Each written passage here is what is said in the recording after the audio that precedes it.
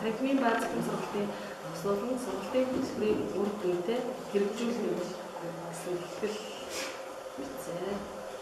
Оршуулт гэсэн дэлгүүрөө судалгааны үндэслэл, судалгааны зорилго, судалгааны зорилгын арга.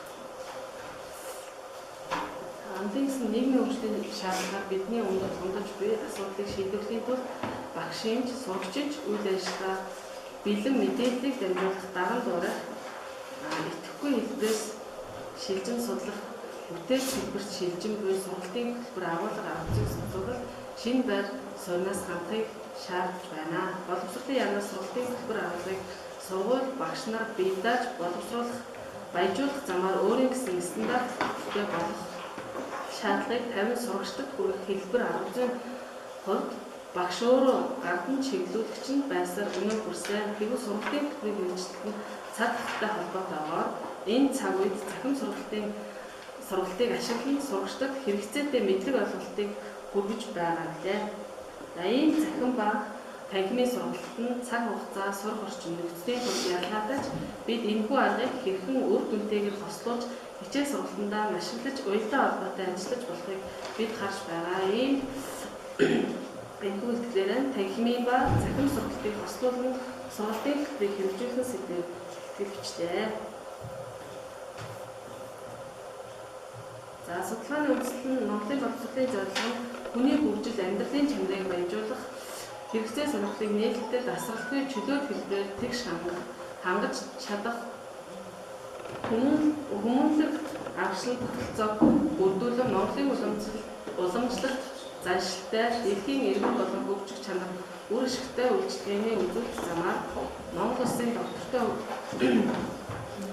хөгжлийн үндэсний тусгаар тогтнол айлгой байдлыг баталгаатай хангахад чиглэгдсэн байна. Тэгвэл боловсролын зорилгыг хэрэгжүүлэх чинь багш бид бүдээ сургалтын хөтөлбөрийн үр дүнтэй хэрэгжүүлэхийг зорж арга зүй олон шинжилгээг олон улс орныхоо ирээдүйн төлөө хийсээр ирсэн. Мэдээллийн технологи өндөр хөгжсөн улс өрөөний хэмжээнд дөхөн очихын тулд багш бүр танхимын сургалт, захим сургалтыг хослуулан хичээл сургалтандаа хэрэгжүүлбэл үр дүнгээ өгнө гэдэгт итгэж байна.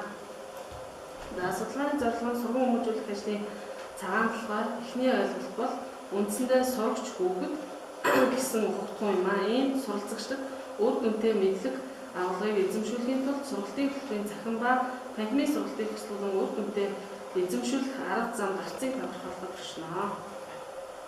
За зорилт нь сургалтын агуулгыг стандартыг мөрдөх, сургалтын аргаар шинжлэх, сургалтын агуулгыг сурагчдын сонирхол, эрэлт хэрэгцээ, багшийн боломжид толгуурлан өгөөжлөх чанартай зохион байгуулах, сурагчдын мэдлэг чадвар төлөвчлийг үнэлж дүгнэх, шинэ арга зүйг нэвтрүүлэх, танхимын сургалтыг захим сургалтаар баталгаж мэдлэгийг үр дүнтэй эзэмшүүлэх гэсэн зорилт бишүүлсэн байна. За судалгааны арга нь анкет судалгаа авах, судалгааны явц ашиглалт хийх арга, харьцуулалтын арга, нэгтгэн дүгнэх арга, ажиглалтын арга. Энэ гэсэн байна. Судалгааны онлын хэсэг нь суралцагч хүлээх хариуцлага, сурах чадвар, сэтгэл зүй онцлог, өөрийн дадал, хараат бус, бие даасан байдал, өөрийн гэсэн бодол, дотоод төлөвшөл зэрэгээрээ ялгаатай. Хувь хүн талаасаа нас хүс, гарал үүсэл, улс төр, эдийн засаг,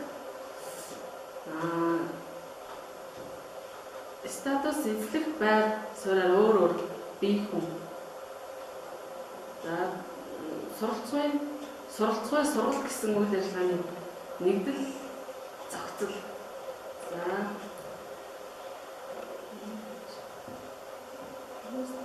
За танхимын сургалтын арга зүйтэй хослуулсан судалгаа. За энэ сургалт гэж юу вэ? Суралцагчийн тодорхой мэдлэг, дадал, хандлага нь боловсролчдын үйл ажиллагааг хэрэгжүүлсний дараа сайжирсан шинэ мэдлэг, дадлаг, хандлага юм аа. За танхимын сургалт, захим сургалт. За суралцагчийн өмнө эзэмсэн тодорхой мэдлэг, дадал, хандлага Сургалтын өмнөх, сургалтын үеийг, сургалтын дараах үйл ажиллагааны үр дүн, суралцагчийн өмнө шинээр эзэмшсэн хандлага.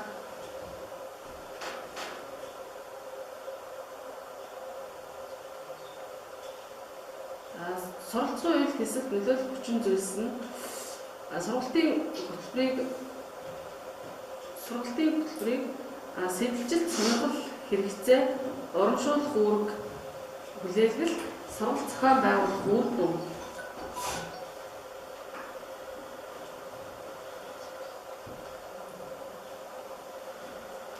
Сургалтын агуулгын стандартыг мөрдөж, сургалтын аргаар шинжлэх, сургалтын арга зүйг хөгжүүлэх үндэслэлчийн хандлагын хувьд шинжлэх ухаан сэтгэлгээний арга барилаа, хүний аливаа үйлдэл, хүүхэд баримтлах дарааллыг санал болгоо. Бодох, гүйцэтгэх, хянах, гүйцэтгэх нь бодож боловсруулах зүйлээ төлөвшний дагуу хэрэгжүүлж зорилгодоо хүлэхийн тулд тодорхой үр дүн гаргах, хянах, үр дүнгээ хянах, үнэлэх, тавьсан зорилгодоо харьцуулах, гүйцэтгэх, үйлийгээ алдаа оноо цэгнэж, сургалтын арга зүйг улам боловсруулах болгож байх, хөгжүүлэх асуудал нь чиг хандлага, ойлгомжтой тодорхой болох.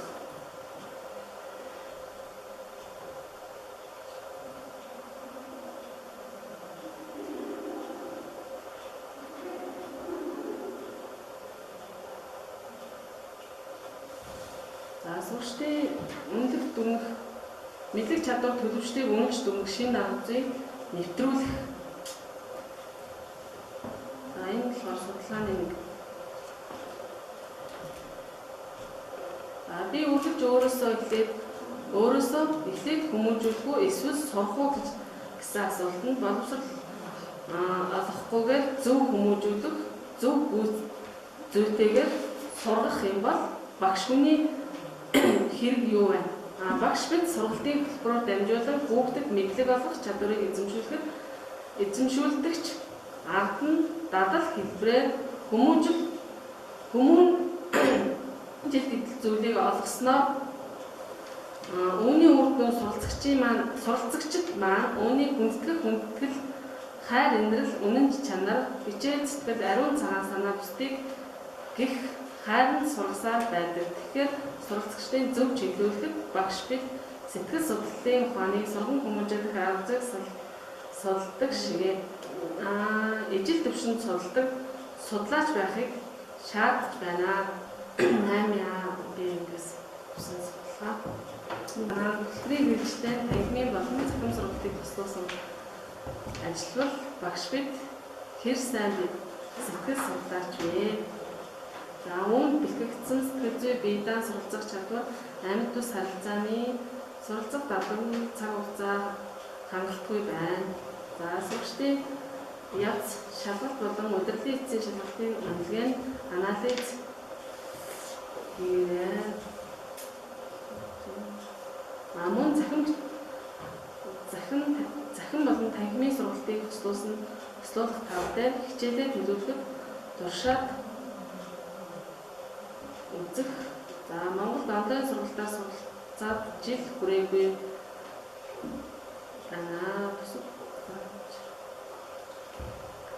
судалгааны дүгнэлт нь цаг талтай холбоотойгоор тэр хичээлийн үйл ажиллагааг зохион байгуулж байгаа захим сургалтын энэ арга нь туршлагатай тэргүүний багш нар заах арга зүгээс залуу багш нар суралцахад маш үр өгөөжтэй байгаа. Тэр хичээлийг суралцагч бүр үр дүнтэй үзэж судалдаг бол үр дүнгээ өгмөр санагдсан хүүхэд бүрийн амьдрах орчин, ахуйн байдал, итгэх чармаалтын төвшин өөрөөр байдагтай холбоотой. Эцэгхийн үр дүн сул дараа нь ажиглагдсан.